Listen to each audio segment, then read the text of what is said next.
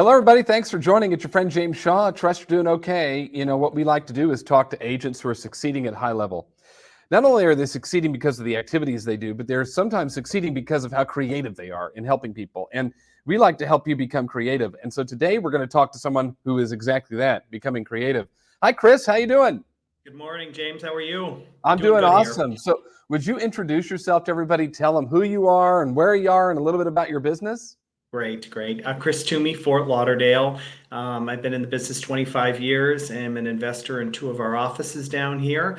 And second generation, my mother was a realtor as well. And having a great year. Yeah, you have very successful business, and I'm honored to have you on because we're going to talk about how you got creative, really starting the pandemic. This community was born out of the pandemic, and you found a way to help people in the pandemic. Um, we both live in Florida. You live in Broward. I live in Pinellas. They're expensive places to live. A lot of people are there. It can be hard to get in. So you have gotten kind of creative in helping people with down payments and stuff like this. And we're sharing this strategy not necessarily because a whole bunch of people all over the country might implement this, but it's some may, but it's a reminder of just looking for ways to support people, help them, and think about how can you get creative inside your business. So can you tell me a little bit about your program and what you're doing to help people? Absolutely. Well, first, I want to thank you, James, for all that you do for our community, and that's how this whole sort of concept was born. We had 2 great years through COVID. Very blessed to be able to jump on your calls and really be able to focus down on business.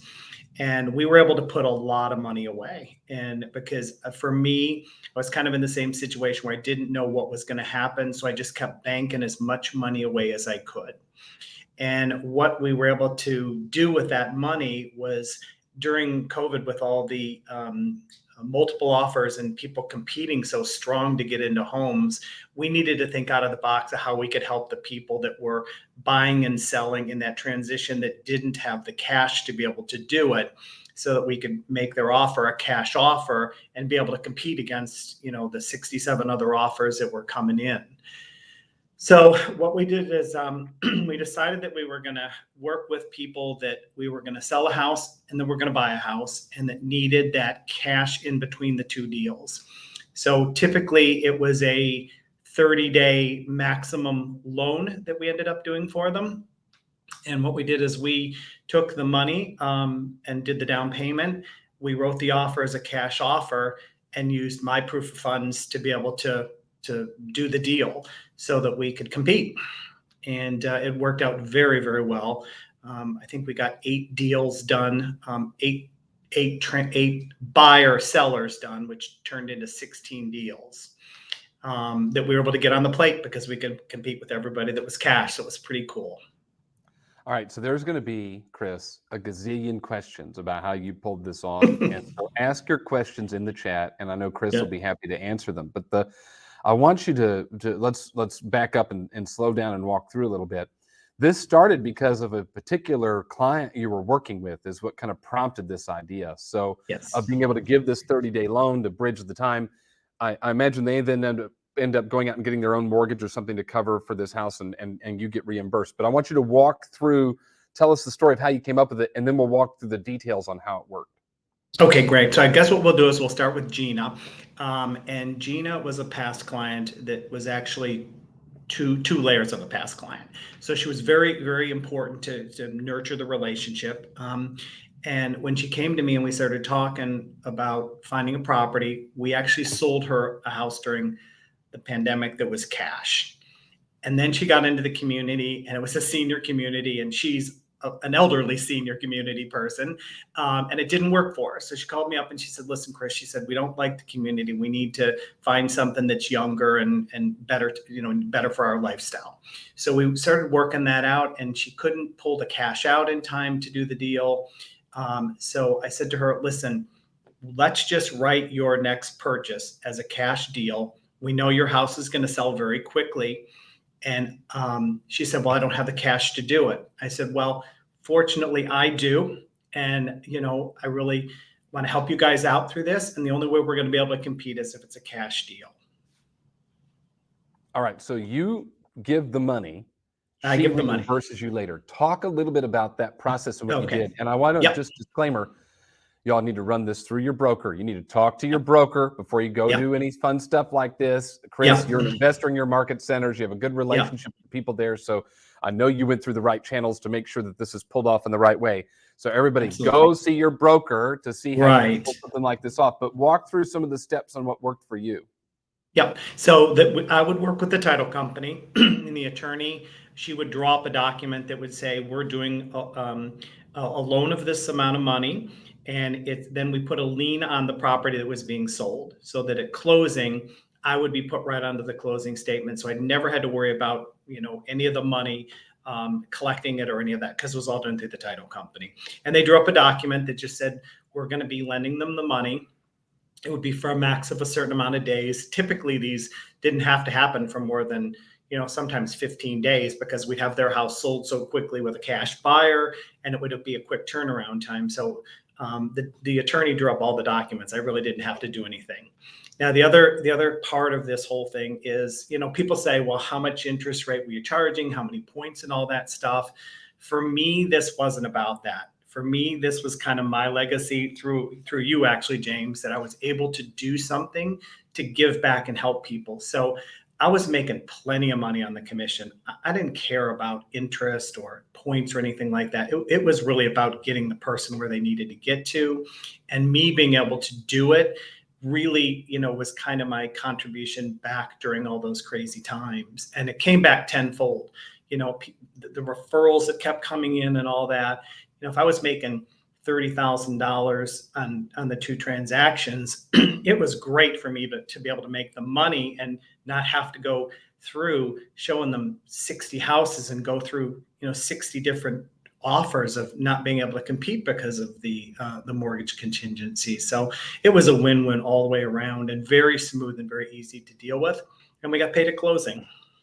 This is fantastic. So you got a lien on the house. So if they don't pay, you've got a house. So you're good there. And everybody paid. And within less than 30 days. So you charge no interest, no points, nothing. This is just a way to kind of bridge from them selling their house to getting the cash to be able to pay you back. What was the reaction from the people that you did this with? How did they feel about it? And what do they think about you? Well, I kind of think it chokes me up a little just talking about it, James, because I got the same reaction out of them at closing.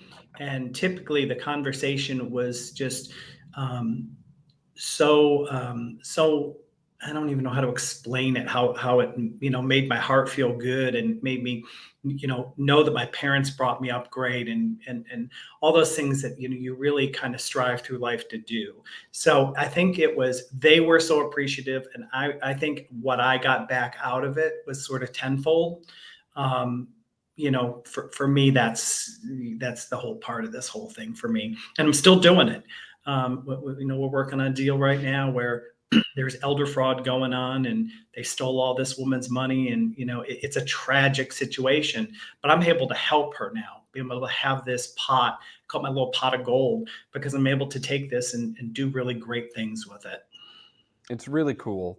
And it's just a sign of giving back to your community and helping out. And I imagine the response from the people that you support is overwhelming, and it brings in a ton of referrals.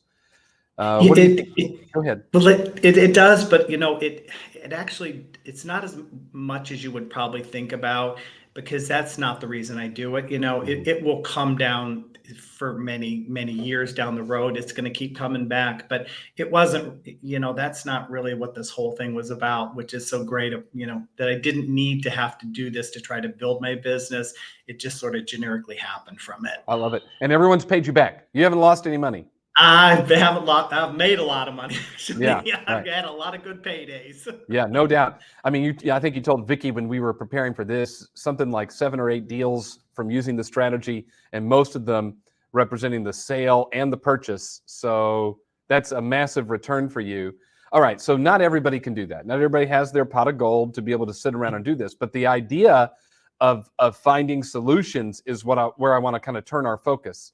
This is a way for you to find solutions for a challenge that you were facing in your market. What advice would you give to somebody who is facing challenges and they're looking for solutions. How did you get so creative, and what advice would you give them?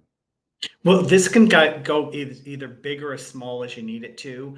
I'm working on a one right now with this elder fraud one where I'm talking about she's going to be getting a little bit of money, and she didn't even have enough money to do the escrow deposit on the purchase of the one she's going to. So sometimes it doesn't need to be a lot of money. You know, in some cases, it's just a couple of $1,000s where they need to borrow the money for the escrow deposit to come in order for a check to clear, or to sell some stocks or something like that. This can be done really small, but you have to really just make sure you got a strong deal, that everything's going to get to closing, and that you've really kind of done your homework to know that you got the right person that you're doing this for. And I find the risk to be minimal.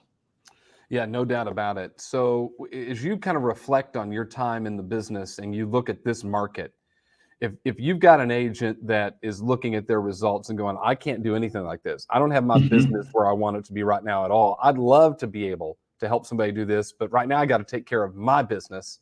Right. What advice would you give them? I would just be consistent, and probably just come from your heart. I think if you do, you find the solutions from there. You've got to really understand what the situation's going on and what your situation's going on with business. I just think if you find people that you can connect to their heartstrings, for me, that's what it's all about.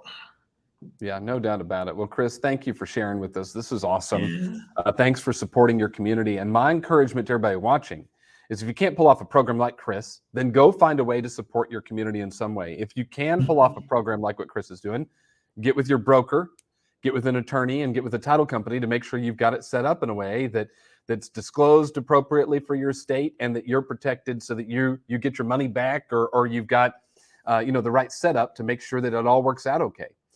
Chris, any final thoughts on this before we kick it? No, again, my gratitude to you, and what you've been doing for the community has just been sensational. So thank you. Keep it up. Oh, thank you. We will. And I appreciate you being part of it. And Great. thanks for sharing with our community today. You're the best. Appreciate you. You too. Thanks so much, James. See ya.